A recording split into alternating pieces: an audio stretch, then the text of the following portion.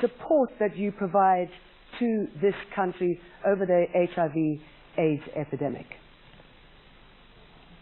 We have a wonderful program called PEPFAR, and we work together with our wonderful partners in the South African Department of Health, the Minister of Health, and Congress has been so generous, and this year have allocated $750 million to get accountability for AIDS and HIV, and we have a surge in funds for this year, and overall Congress has contributed $9.4 billion towards getting accountability for HIV/AIDS, and we've made some amendments for this year, and we hope to really be on track for epidemic control, and we're working so closely with the South African partners.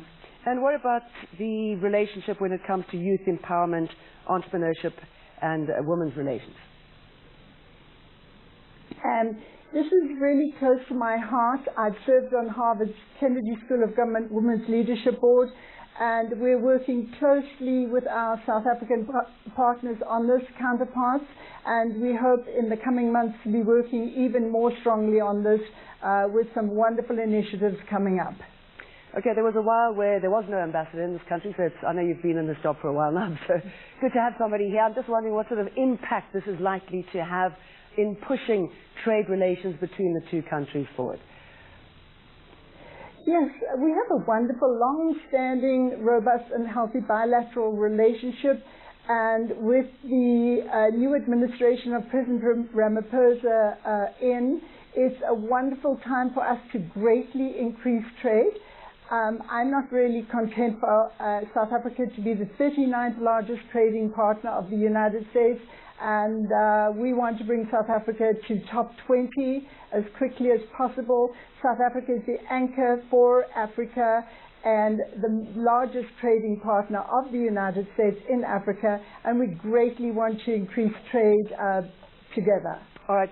The trade war between China and the U.S. has had a devastating impact on many countries, including South Africa. It seems that there might be some movement between the two countries. Can you talk us through it? Yes, I'm so thrilled to hear that the first phase of this negotiation is completed. There is a meeting of minds on both sides.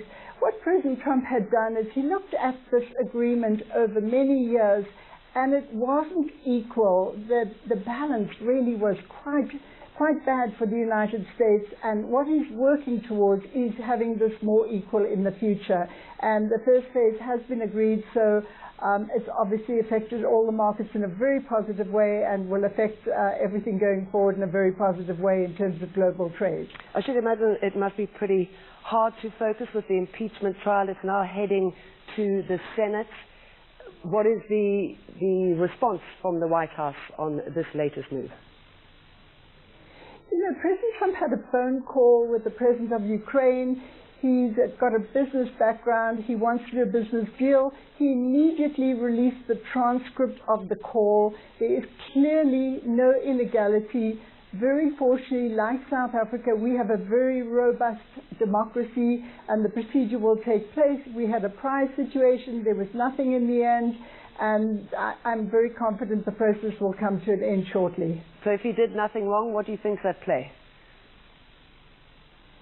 Sorry, may I hear that again? I'm saying if he did nothing wrong, as you say in that phone call, what do you think is at play here? From my perspective, I have an incredible mandate in South Africa to greatly increase trade, to create jobs for youth, women's empowerment, to get accountability for PEPFAR, and that is my mandate and my focus with South Africa at this time. Okay, if you will allow me to just ask you about the relations between U.S. and Iran, because I'm sure you're privy to possibly more information than we are.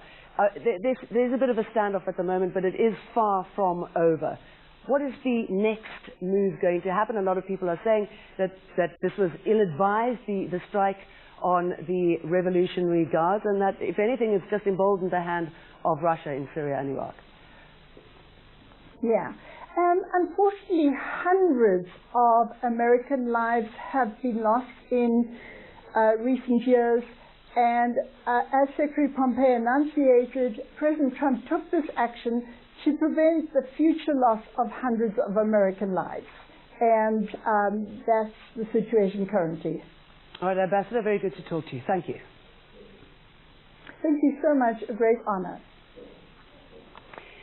Now, the Reserve Bank's Monetary Policy Committee will announce its decision on interest rates today. One economist says